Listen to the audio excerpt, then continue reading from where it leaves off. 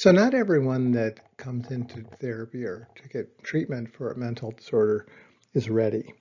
And in the 1980s, a researcher named Prochaska came up with what's called the Transtheoretical model.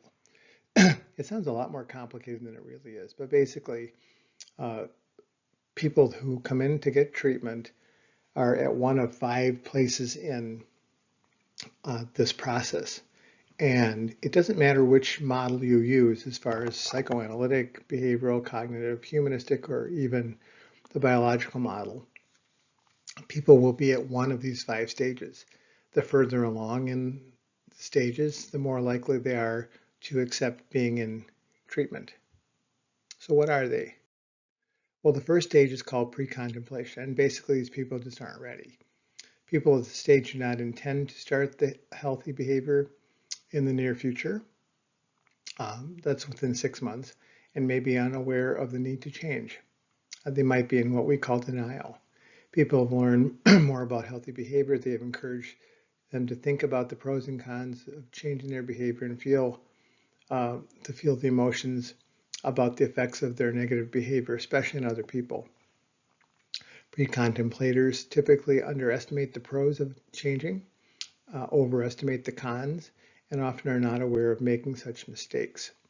One of the most effective steps that others can help with people at this stage is to encourage them to become more mindful of their decision making and more conscious of the multiple benefits of changing an unhealthy behavior.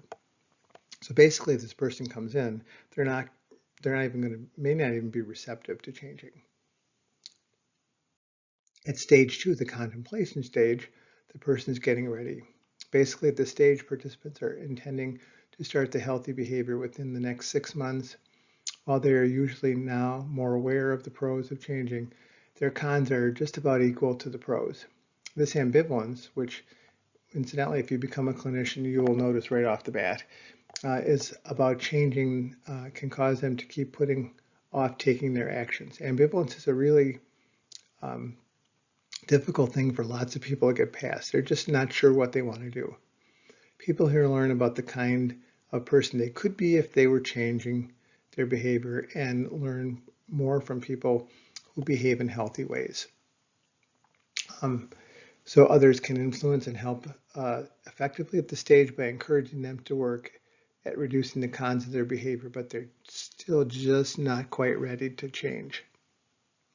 That happens in stage three. In stage three, people at this stage are ready to start taking action within the next 30 days. They take small steps that they believe can help them make healthier lifestyle choices. For example, telling their friends and family that they want to change their behavior. People in the state should be encouraged to seek support from their friends they trust, tell people about their plan to change and ways they act, and think about how they would feel if they behaved in a healthier way. Their number one concern is when they act, will they fail? They learn that the better prepared they are, the more likely they are to keep progressing. So the person is ripe to change. So let me just give an example of the first three stages.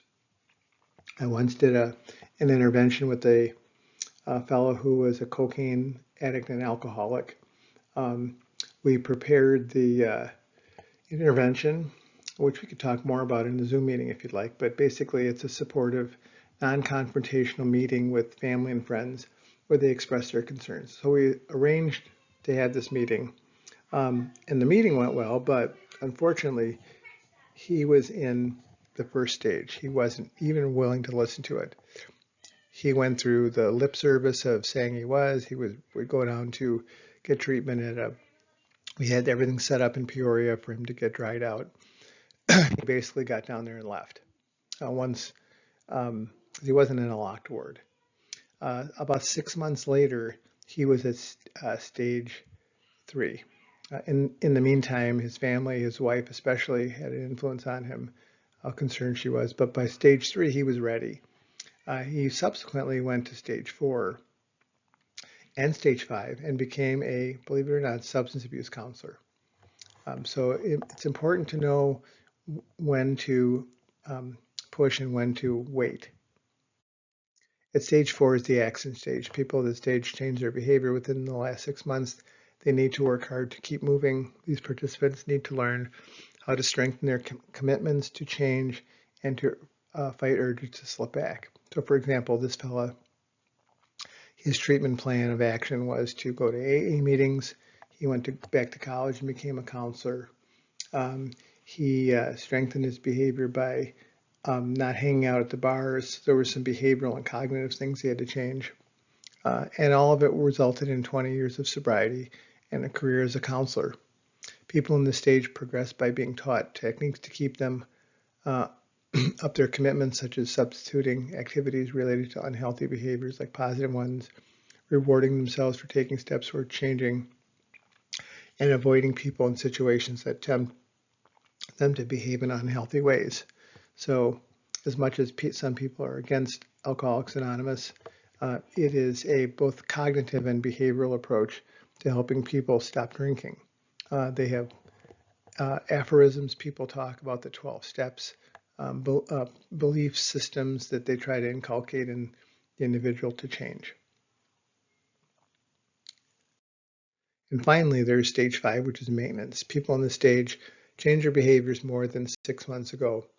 It's important for people in this stage to be aware of situations that may tempt them to slip back into doing unhealthy behaviors, particularly stressful situations.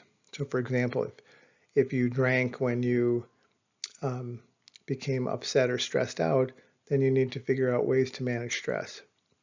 If your friends hang around, that you hang around with drink, then you need different friends.